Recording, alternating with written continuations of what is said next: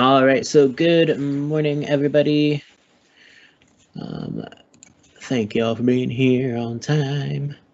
Well, we're gonna get started. First thing I want to do today is talk about some stuff from the grading I did last night for the Chapter 6 FRQ assessment. I've got some, there was a lot of the same error, so I want to go over that before we get into Chapter 7 this morning, which we're starting Chapter 7 today. So I've got a couple examples set up that are supposed to be very similar to the type of problem that is on the free response question. So if you did not get the grade you wanted on that, and I've already graded yours, or if you haven't done it yet, this is an awesome opportunity to get a nice preview and some help and some support on that. So you might want to take some notes. And yeah, we're gonna get started. And also, happy birthday. We got a couple of birthday people in our room this morning. It is Anna and Yuli's birthday, so happy birthday, yay.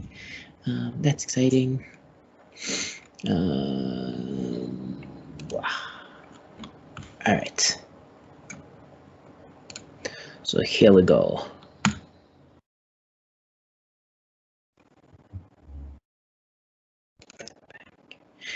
All right, so, all right, we're gonna start with this. So hopefully you guys can see my screen. Hopefully things are working this morning. And we're gonna do this example. This example is set up to mirror the problem that's on the free response question very closely. Obviously it's not the same question because there's about 75% of you guys still need to do this assignment, so I'm not gonna give the actual result yet. You know, so here's our scenario. We have a probability distribution for a random variable x. We're letting x be equal to the grade point of a student in a college algebra class. All right, this is a make-believe class. I've made all these numbers up. So like a grade point of 0 means student got an F, a 1 is a D, 2 is a C, 3 is a B, 4 is an A. It's kind of like, it's how you create your GPA, right? Each letter actually corresponds to a number value, GPA.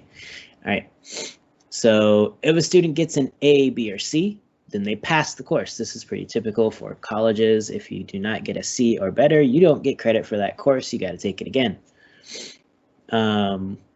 And if you're trying to get into a master's program, you need to get a B or better in most of your major coursework in order to move on to a master's or doctorate program. So that's neither here nor there, but just so you know. All right, so we're going to let the random variable y equal the grade point of a student who passes the course, meaning we're only considering a C or better, right? A value of 2, 3, or 4. All right. So we need to construct a probability distribution for y. So we're going to make a little table here that snaps into form. All right.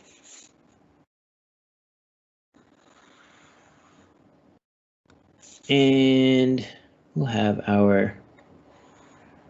the possible values for y. Okay, so we have our random variable y, we've got our probability here. We can have a 2, a 3, or a 4. Now, the common error that I saw many students do who have already done the free response question for Chapter 6 is that they simply took the probabilities here and put them in the table. That is incorrect. The probability distribution of y still needs to add up to 100%. Still needs to add up to 1 when you add the probabilities. 0.35, 0.38, and 0.18 don't add up to 1. Right? They add up to 0.83. It's not 100%. Right? The random variable y needs to have a probability distribution that adds up to 100%. Right? We need to use the 0.35, 0.30, and 0.18 to determine the probability for the possible values of y but that's not what the probability is for each value of y. So in order to do this, we actually need to do a conditional probability, right? We need to find, right, the probability that y equals 2, right? But this is equal to the probability that x equals 2, given that x was greater than or equal to 2. Right, so if I know that the student passed the course, what's the probability that they got a 2 or a C as their grade, right? Then based on what we've seen previously, this is the probability of x equaling 2 and x being greater than or equal to 2 divided by the probability of x being greater than or equal to 2, right? This probability of x equaling 2 and x being greater than or equal to 2 is the probability from our probability distribution of x for 2. Right, we get 0.35 over probability of x being greater than or equal to is the sum of these three, 0.35 plus 0.30 plus 0.18.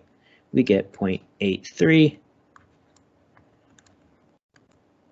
which ultimately gives us the actual probability of y equaling 2 for our random variable y, which is 0.42.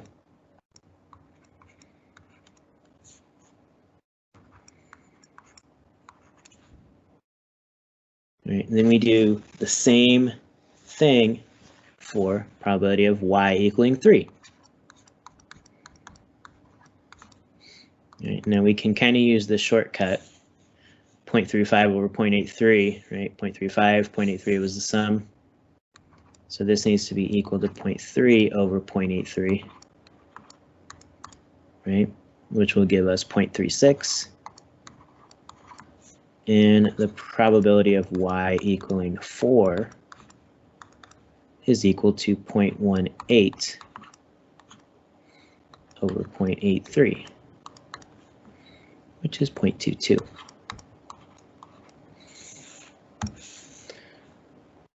Right. And I've rounded these.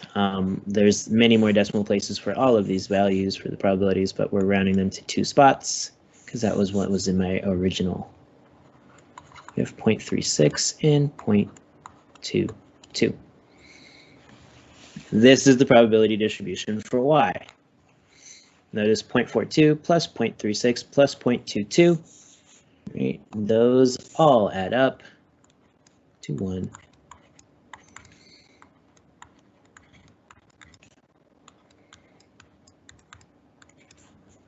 Right? And we need that. That means we've properly determined the probability distribution because it needs to add up to 100%. Right? So this was the most common error that I saw of those who already turned in their free response question answers. Because this was wrong for most of the submissions, determining the mean and standard deviation were also incorrect, but not necessarily because your methods were wrong. It was because you had the wrong values to start with, and it threw off everything else. You know, this is what they would call an error that then propagates throughout the rest of your work. It makes everything else go awry. Is there any questions on this part on finding the probability distribution?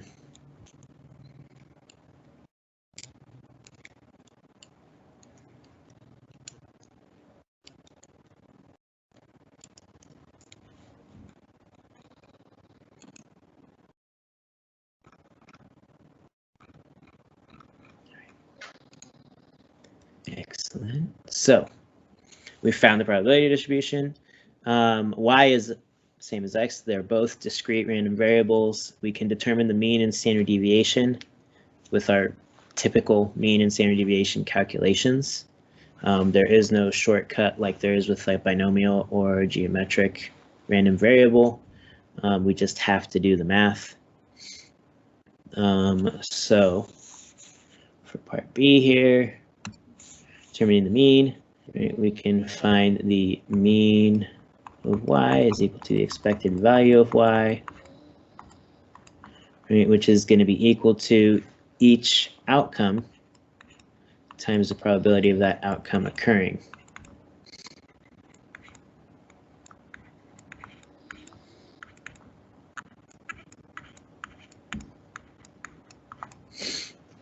That's the entirety of the calculation. There is no division at the end. I don't need to divide by 3 because there was 3 outcomes. That's not how this calculation of a mean works. Right? It is just each outcome multiplied by the probability of that outcome. When we do that, we get a mean of 2.8. It's terribly. 2.8 is a little better. All right, so this is our mean for y. For the standard deviation,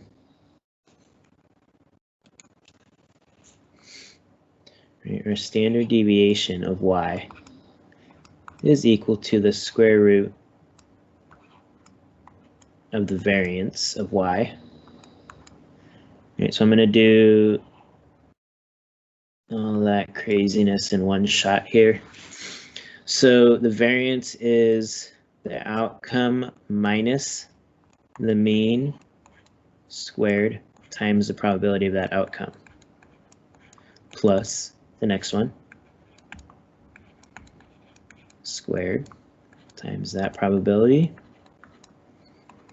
And do one more, 4 minus 2.8 squared times 0.22.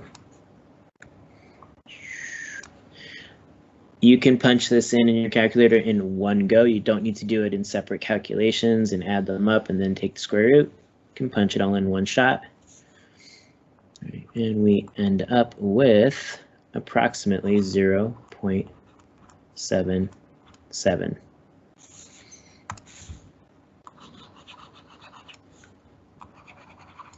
And that's my standard deviation. So again, there's no shortcut on these calculations. You just kind of have to push them through the calculator because they're just kind of regular, discrete, random variables. Right. Is there anything I can clarify on this problem?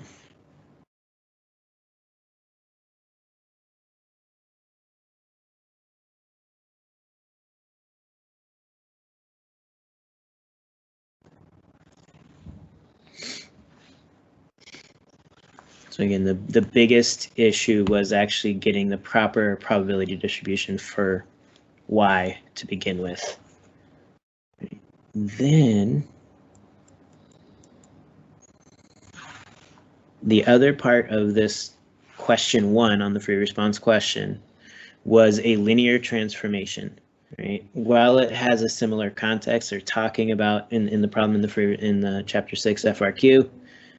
It's talking about the same materials, right? The same kind of context. It is kind of a separate question. Right? You're not using any of the results from your previous work in the next problem, in the next part of the problem. Right? So for this one, we have a context here, the mean and standard deviation for the number of defects on a computer chip made by Chipcorp are 1.2 and 0.36 respectively. Right, so that means 1.2 is the mean and 0.36 is the standard deviation. Right, the chips sell for $25 each, but are discounted, right, that's subtraction, by $2.75 per defect. Right, so you get a discount for every defect on a chip. Right? So we want to find out what are the mean and standard deviation of the selling price for the computer chips sold by Chipcorp. All right. So to properly do this, we have to identify things first. I can't just do math, right? We need to set up some variables, say how things are related, and have things clearly defined to really have a complete solution. All right. So we're going to identify some random variables. We're going to let C equal the number of defects on a chip sold by Chipcorp right? And we're going to let S equal the selling price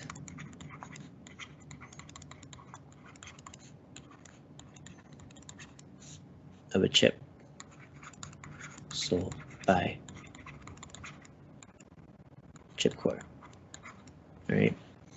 So we've identified our random variables, and they represent, as we've said. All right. We have a linear relationship between C and S. All right. The selling price S, right, is equal to $25 minus $275 per defect. So that's how the letter C, my random variable C, is related to the letter S, my random variable S. Right, and this is our linear relationship here, the linear transformation from C to S. So to find the mean, right, we'll do the mean first.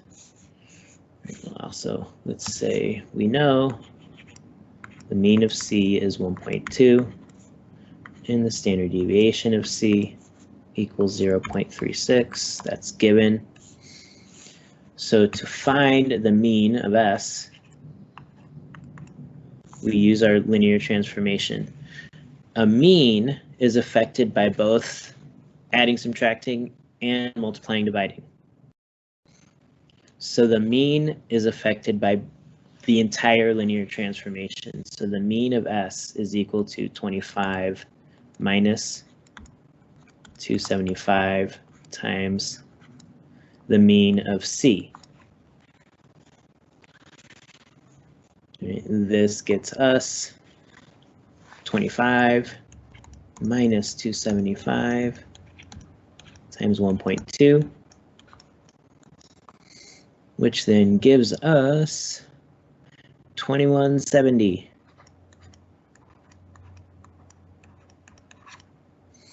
Okay, so the mean of S, the expected selling price essentially for a chip from chip core is 2170. Right, the standard deviation of S isn't the same calculation, right? The standard deviation, a measure of spread, is only affected by multiplying and dividing. The addition subtraction doesn't change the spread. It only shifts the spread. So the only thing that affects the standard deviation is this 275 times C, right? And the standard deviation is equal to the absolute value of the multiplier, right? Absolute value of negative 2.75 times the standard deviation of C. Okay, so we get basically 275 times 0.36. And that gives us 99 cents as the standard deviation. And that's it. Is there any questions or anything I can clarify about this problem?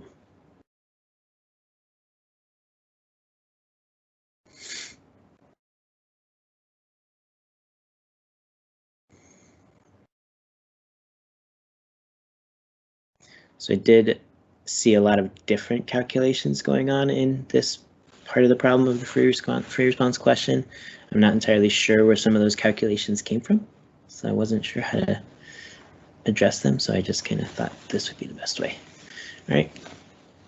Is there anything I can clarify?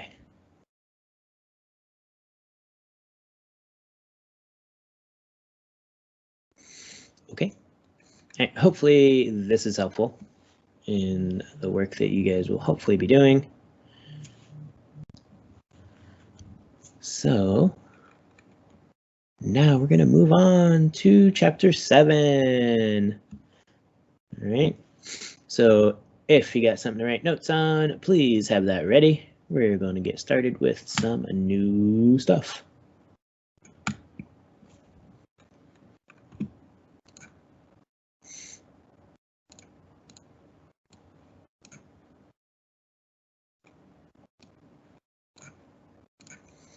All right, so chapter 7 is sampling distributions. All right. So what is a sampling distribution? Right, that's where we're going to start.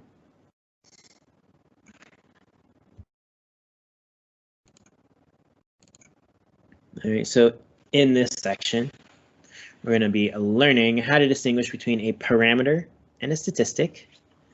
We're going to use the sampling distribution of a statistic to evaluate a claim about a parameter, distinguish among the distribution of a population, the distribution of a sample, and the sampling distribution of a statistic. It's going to be a lot of vocabulary today.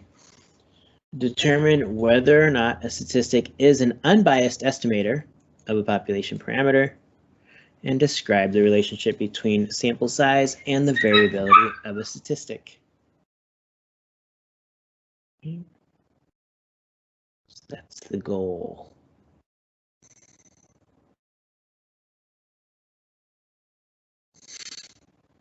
So the process of statistical inference involves using information from a sample to draw conclusions about a wider population. Different random samples yield different statistics. We need to be able to describe the sampling distribution of possible statistic values in order to perform statistical inference. We can think of a statistic as a random variable because it takes numerical values that describe the outcomes of the random sampling process. All right, so we start with our population. We take a sample. We collect data. Right? We make an inference about the population. Okay, so this is the process that we're going through, right? We're collecting this data from a sample in order to make an inference. That's the whole goal. We want to say something about the whole population if we can.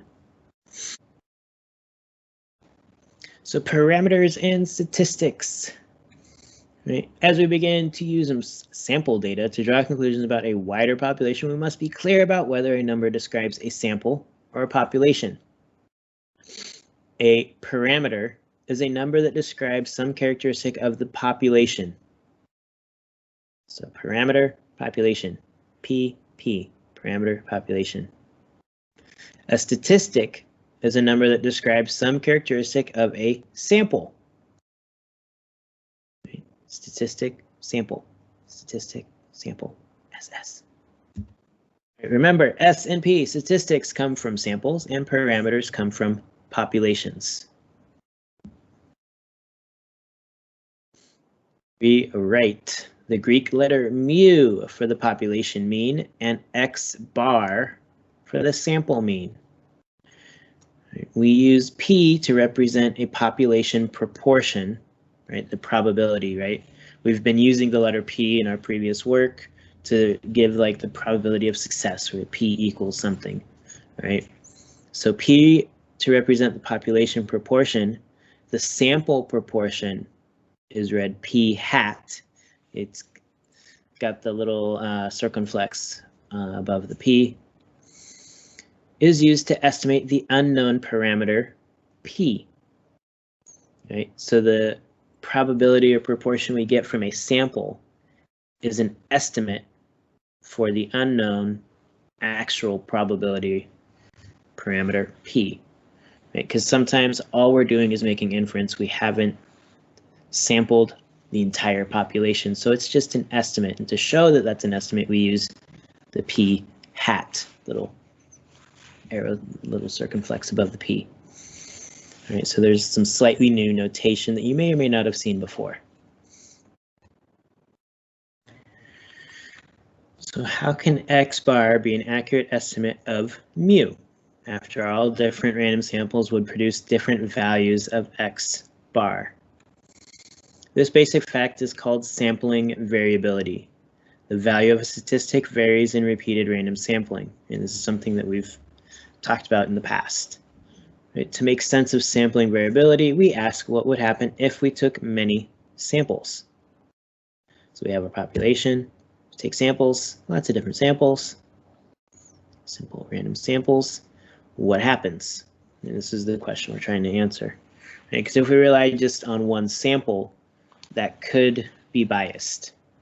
Maybe we didn't have a good distribution of people in that sample. You know, there's lots of things that could go wrong. So we have to take lots of samples possibly.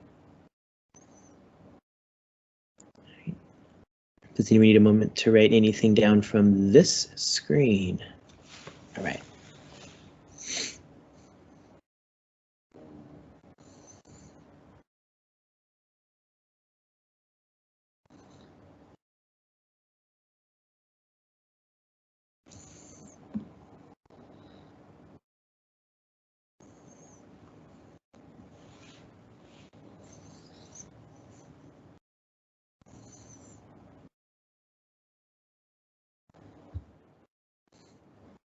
So if we took every one of the possible samples of size n from a population, calculated the sample proportion for each, and graphed all those values, we'd have a sampling distribution.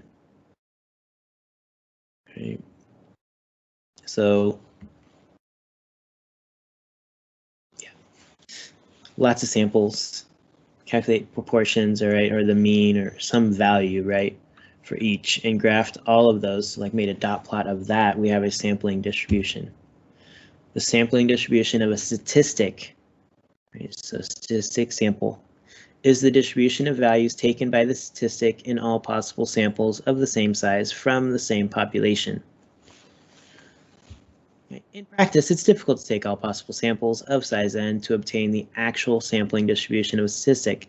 Instead, we can use simulation to imitate the process of taking many, many samples.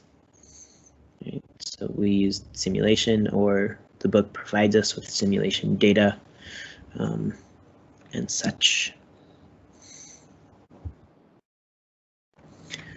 So we have the sampling distribution versus the population distribution. There are actually three distinct distributions involved when we sample repeatedly and measure a variable of interest.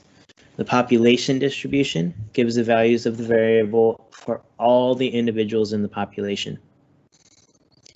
The distribution of the distribution of sample data shows the values of the variable for all the individuals in the sample. The sampling distribution shows the statistic values from all the possible samples of the same size from the population. So there's three different distributions that occur when we do this sampling process. Right? There's the population, which would be if we could sample everybody. There would be the population distribution. The distribution of our sample, that's the data from each individual in our sample. The sampling distribution is the statistic values from all the samples from the same size, right? So we're putting these different things together in a way that we can use them. So this is kind of visually what this could look like, right? We have our population distribution, which has the parameter P, right? Frequency, blue or red. We're not given the exact context for this, but you know, we'll say that there's a 50-50 chance of selecting blue or red, right? We do a bunch of simple random samples of 20 people, and we get the different distributions. So each of the graphs in the middle, each of the histograms here, just shows the distribution of those 20 people, right? What they selected, blue or red. All right, and so for like this particular one at the top, the p hat, or probability, right, is 0.4, right, 8 over 20. So the probability of red looks like what we're going for, right? So we get 0.4. This one was 0.55. This one is 0.65. So then each of these, right, the probability of red, the p hat distribution, goes on the sampling distribution.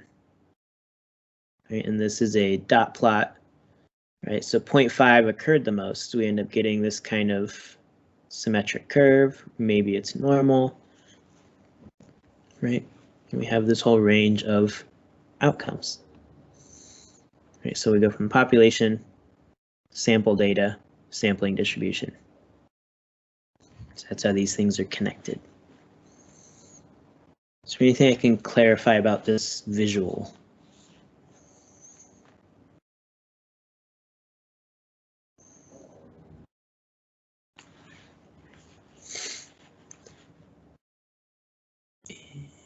Does anyone need a moment to write any of this down or copy any part of this graphic?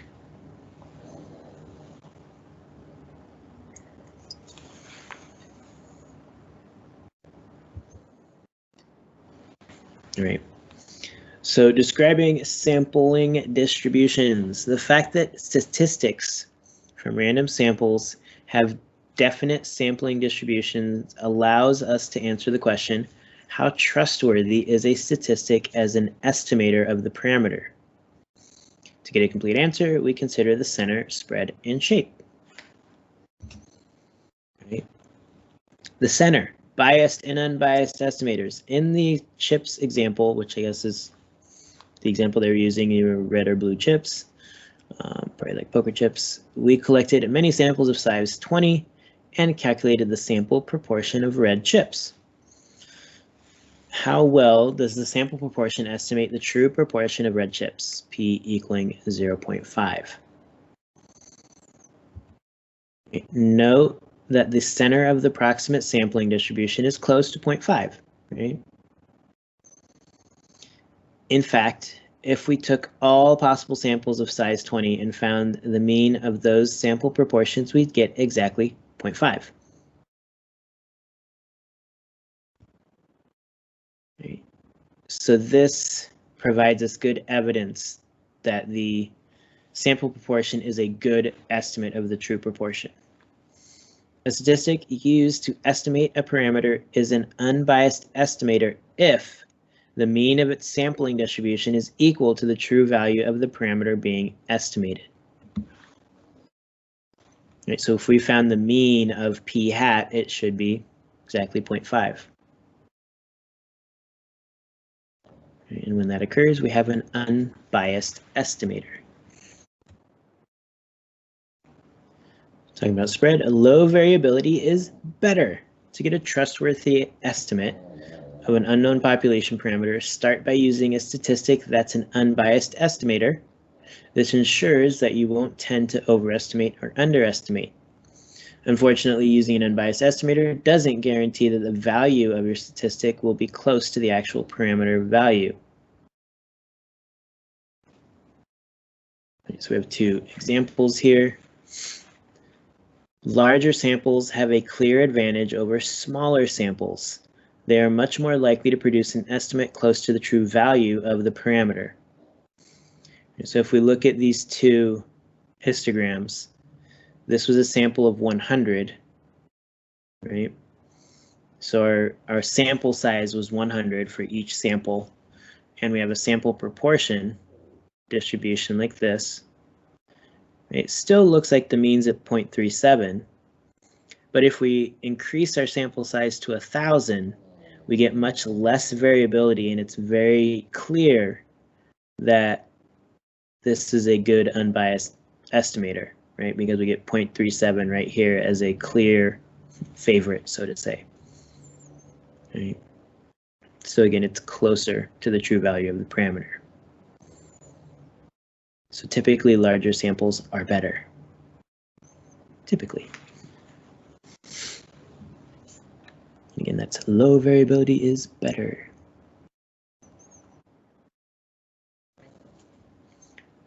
There are general rules for describing how the spread of the sampling distribution of a statistic decreases as the sample size increases.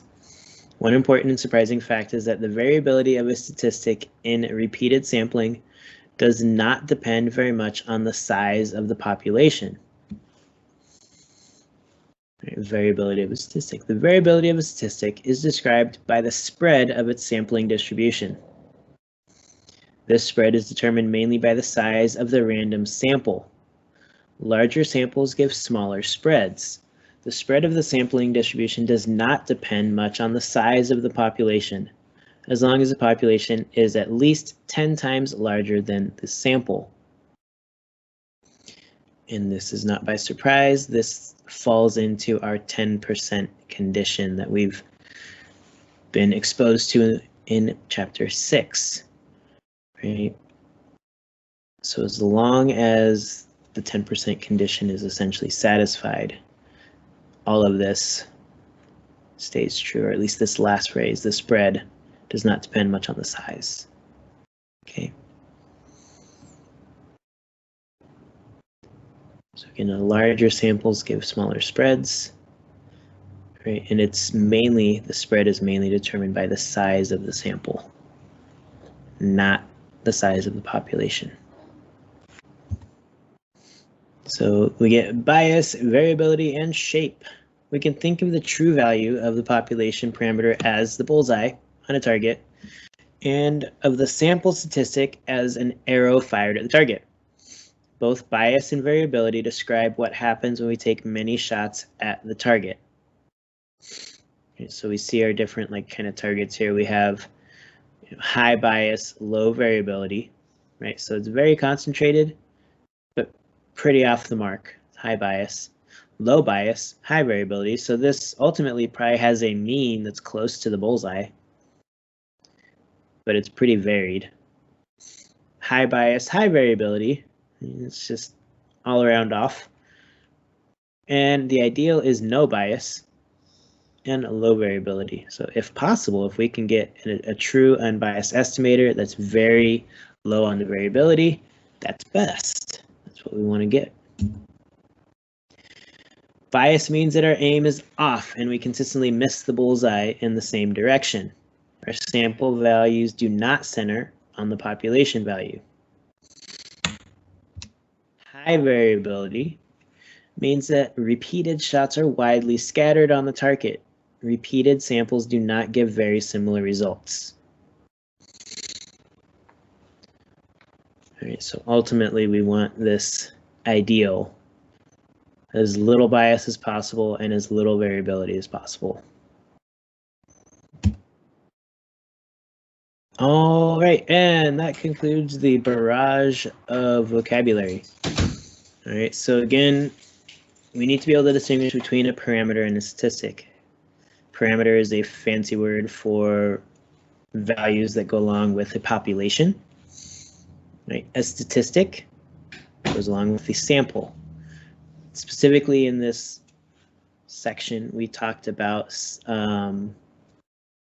probabilities, like P, right, for the parameter and for the statistic, or the mean, mu, of a population, or X bar of a statistic. Right, use the sampling distribution of a statistic to evaluate a claim about a parameter. All right, and that's what we saw with our blue chip, red chip example, showing that that was a good estimator. It was unbiased with low variability. Right. Distinguish among the distribution of a population, distribution of a sample, and sampling distribution. So we saw what those three different distributions are and how they're related. Whether or not a statistic is an unbiased estimator of a population, right? It is unbiased, right? If it essentially turns out to be equal to the parameter through our sampling and all that stuff. And then describe the relationship between sample size and variability. Right? Larger sample size should result in lower variability. And that's section 7.1. It's a lot about new vocabulary and what these things mean and how they're related. All right. So that being said, last thing I'm gonna do is look at the course. Make sure I've done things properly. All right, so once again, we've got all the stuff in chapter 6. Okay.